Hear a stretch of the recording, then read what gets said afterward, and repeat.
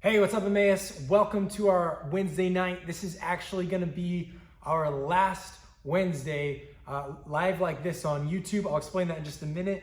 But I'm so glad that you guys are here. And I've got a ton of announcements with a lot of super important information for you guys tonight. So listen up and make sure you catch all this. The first thing is next week we are reopening Emmaus. That's right. We're going to be meeting live and in person. And we're really excited about this. We can't wait to be together. But of course, we are following all of the social distancing measures. So bring a mask, bring a lawn chair. And the times are a little different too, especially if you're a new sixth grader, pay attention to this. Middle school is from 6 to 7:30 and high school is from 7 to 9. So make sure you show up at the right time. We're gonna be outdoors on the grass. We're gonna have social distance circles. We're gonna have games that don't allow for any interaction, things like that, that'll be totally safe. And so if your parents would like more information about that, they can just send me an email, mason.williams@baysideonline.com, and I've got a parent email list that I've sent out, and I sent out an email this week that kind of goes over all the details of that. So pass that along to your parents. Yeah, so next Wednesday, we hope to see you guys July 1st there, and in person. We can't wait. If you also are somebody who doesn't feel safe coming, we are gonna do our best to live stream, like literally live stream what we're doing on Wednesday night onto YouTube. That'll probably come on around 7:30-ish. We can't guarantee that it's gonna work out there with all the tech requirements and stuff like that, but we're gonna try. So you should just follow our YouTube channel, subscribe. I've always wanted to say that, subscribe to our YouTube. But do that so that you can hop on as well and at least see the message. Now, a couple other announcements. D-Team applications are out. D-Team is for both our serve team and our worship team. Worship team is for anyone from 6th through 12th grade. You can apply to be on our worship team. And if you're thinking of doing this, if you want to let me know right away, even before you turn in the application, because we want to start meeting with our band and getting some things up and running before next year even starts. And then our serve team is for high school, including our incoming 9th graders. It's an opportunity for you to grow deeper in your faith and to serve this year. So you can grab one of those there's the link to the application is down in the description below. Grab one of those, fill it out, and get it back to us before the end of July. That's gonna be our deadline this year. And then the last thing, and this is really cool. So we have an opportunity as Emmaus to serve our city. And we've been working really hard, and we've actually started to partner with some of our businesses down on 4th Street. And if you haven't heard yet, they're gonna be shutting down some of 4th Street to allow some more outdoor seating space. And we are gonna be the people that are gonna help make that happen. So at our other Bayside campus, Bayside Folsom, they did something like this. I hope it shows up okay on your screen. But basically they built these parklets with pallets and wood, and it gives these restaurants more outdoor seating and dining areas. And so we've been working really hard to put this project together to make this actually the Emmaus Outreach Project. And today I was out having conversations with restaurants like Gerard's Paella, Belly Left Coast Kitchen, Beer Baron, Russian River Brewery, the Parish Cafe, and a number of others who are interested. We've got about 7 restaurants lined up for our first shot at this. And they're looking at closing down 4th Street on July 10th. And so we're looking at sometime really shortly after that, getting out there on a work day with a bunch of high school students and a bunch of college students to help put these things together. So if you would like to sign up and to help with that, what you can do is just let us know in the chat, or there might be something down in the description below. I'll be honest, I'm recording this before I put all the details together, but there'll be a way for you to sign up to help out with this project. So if you're interested, sign up. We'll confirm the date and the times and all that stuff with you guys. But guys, literally, downtown is gonna look different because of what we do as students. And that should be the coolest, most exciting thing for you. I don't know about you, I'm stoked about it. And these restaurant owners are really excited as well. So that's what's going on. We're jumping into our last week of the Overcomer series focused on the life of Elijah. I'm gonna hand it over to Kayla now. And after her talk is done, you guys can jump into small groups by following the Zoom link below for the last week, because then we'll be in person next week. So with all that being said, handing it over to Kayla. Hey Miss, welcome to our final YouTube Live Zoom type night. We can't wait to see you in person next week for our summer kickoff in person outside on the fields. Super looking forward to it, to kind of get back to some kind of normal. But tonight we're still doing the YouTube thing, still doing the Zoom calls for small groups, and tonight we're in our last talk of the series that we've been doing on the life of Elijah called Overcomers. Yesterday morning, I had a 4 a.m. wake-up call. No, I'm not crazy, and I didn't set my phone to 4 a.m. There was a tractor working in the vineyards right behind my house, and I kid you not, it sounded like a helicopter landed in my backyard.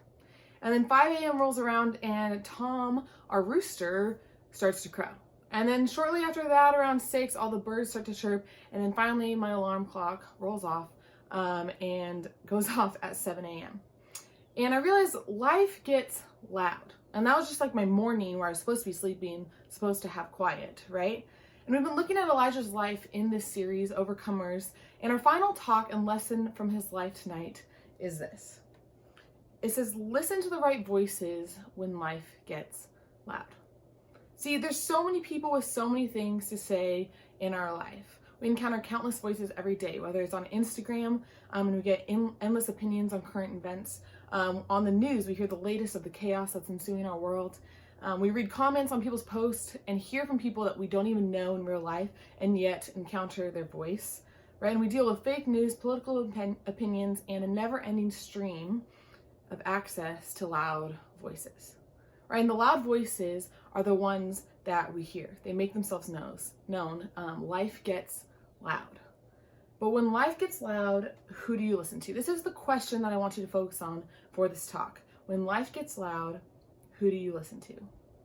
Think about that question as we talk about voices in our life today. So let's sum up the last couple of weeks for those who weren't here, just to kind of refresh our brains of what's going on with Elijah.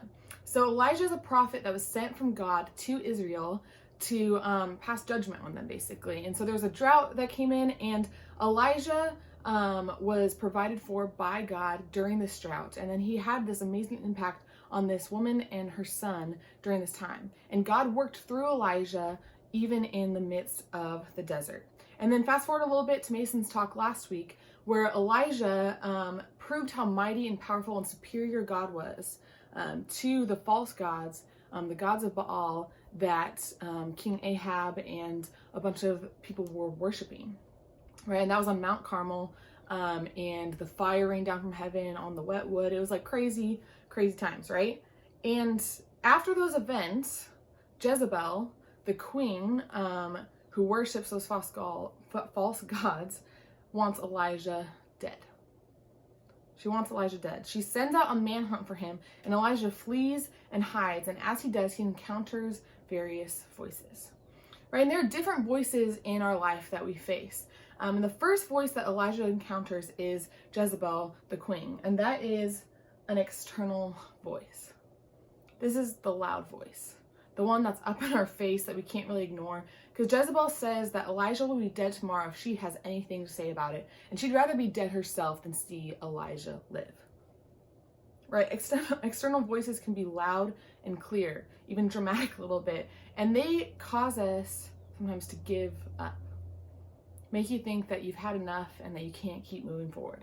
For example, right now we have the really loud voices that we hear on the news or social media of whatever or wherever that makes us feel like nothing's going to change anytime soon during this pandemic. And it causes us to feel like giving up on current circumstances. Right? Or they can be voices that tell you who you should be when you grow up, or what you should look like, or what makes you smart or cool or important. And we start to listen to those external voices, and they're loud, we know they're there, and they bombard us every day from all different directions. Right? And those voices, if not kept in check, lead to another voice that can be destructive. And it might surprise you, but that's this. It's our internal voice. This voice is constant. The first voice is loud. This voice is constant. It's always speaking to you, and if we aren't careful, our internal voice can be one of the most destructive voices that take a slow toll on our well-being. Right? Because we are usually our harshest critic. We see all of our mistakes and our flaws and know our inner thoughts. And with that information, we hear that we aren't good enough or that we don't deserve more and we shouldn't even bother trying. Right? And Elijah found himself listening to this voice. See, after Jezebel caused him to flee for his life, he became severely depressed, wanting God to take his life from him because he was once this great prophet, and now he's running and on the run in a cave, hungry, tired, alone. But God feeds him and tells him to take a nap, which is, a really easy fix sometimes for our moods, right? But this internal voice, it's constant, and it has the ability to build us up or tear us down, depending on who we let it feed it. If the external voices are feeding our internal voice, the voices of the world feed our internal voice, it becomes destructive. But if we let a different voice feed our internal voice, it can actually build us up and create some life. And that voice is God's voice. And I want to read you guys from 1 Kings 19 to kind of continue with Elijah's story. So Elijah's in a cave, and it says, "And the word of the Lord came to him. 'What are you doing here, Elijah?'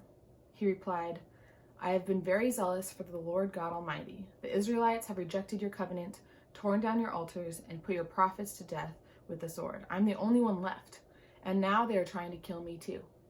The Lord said, 'Go out and stand on the mountain in the presence of the Lord, for the Lord is about to pass by.' Then a great and powerful wind tore the mountains apart and shattered the rocks before the Lord. But the Lord was not in the wind. After the wind, there was an earthquake, but the Lord was not in the earthquake. After the earthquake came a fire, but the Lord was not in the fire. And after the fire came a gentle whisper." When Elijah heard it, he pulled his cloak over his face and went out and stood at the mouth of the cave. The voice said to him, "What are you doing here, Elijah?" See, the third voice that we can listen to is God's voice. And it's a quiet, gentle whisper. It's interesting because my teacher in college, when I learned Hebrew in college, and when we talked about this verse and its translation, the actual word that's used translates to like nothingness, basically, silence. But how do you describe hearing God's voice if it's literally nothingness? Because it's so quiet, it's a gentle whisper, and that's kind of what we could do justice to really describe what Elijah had encountered. A gentle whisper, barely hearing it through all the other loud noises, the fire, the earthquake, the wind. See, external voices are loud. Our internal voice is constant, but God's voice, it takes intentionality to hear. Elijah was trying to see God where God was not. And the voice of the Lord said, what are you doing here? So often we do the same. We look for God in places that we shouldn't. When life gets loud, we turn to a lot of places where God isn't. See, external and internal voices, we look for worldly wisdom or comfort or direction, but we get tossed all over the place. And things are fuzzy and unclear and loud. And sometimes the best thing we can do is to quiet all those other voices and listen for the stillness of God's voice. But we actually have to listen. See, other voices we hear because they're loud or they're constant in our brains. We hear them. It doesn't take much effort to actually listen, right? But God's voice, we have to take the time to listen. And it takes patience. And we can miss God when life moves fast or when it's loud. And life is fast. And even though in this season it feels like it's slowed down some, I would actually argue that it's sped up in certain ways. It's sped up in the sense of how many voices we have coming at us in this time. We're on overload of the content that we are consuming, the information that's provided at our fingertips as we're on our phones and computers and iPads day in and day out during this pandemic as we're at home. These voices are endless. But we can overcome the noise of life when we get quiet before God. But we have to do just that. My charge for you guys today is get quiet before God. If you don't have one already, I would highly encourage you to begin a practice of quiet time with God. And we talk about the importance of spending time with God a lot in Emmaus because it is such a huge foundation of our faith and how we grow in our relationship with God. But I'm going to kind of take it one step further and be a little bit more specific. And I want you to really try to find a quiet time with God. Not just listening to worship music, which is a great way to connect with God, or reading a devotional in a loud room, like I'm glad that you're getting to it, but really creating a space where we can hear his voice, we can understand his presence, we can connect with him in a different way. We have to remove the noise in life to really have a quiet time with God. See, we create space and time to hear a bunch of other voices in our life. And let's create space instead to hear from the voice that matters, the most important voice we can have in our life. See, Jesus did this all the time. He would retreat in the night to go pray, or in the early morning, sometimes literally in the middle of the night, would get up to go find a quiet place, to get out of the hustle and the bustle of his ministry and his life, his friends, and remove himself to have quiet time with God, to pray. And he was God, and he still made time to find that quiet space, to hear from him, to make space to hear from God. And when we do this, it informs our other voices in our lives.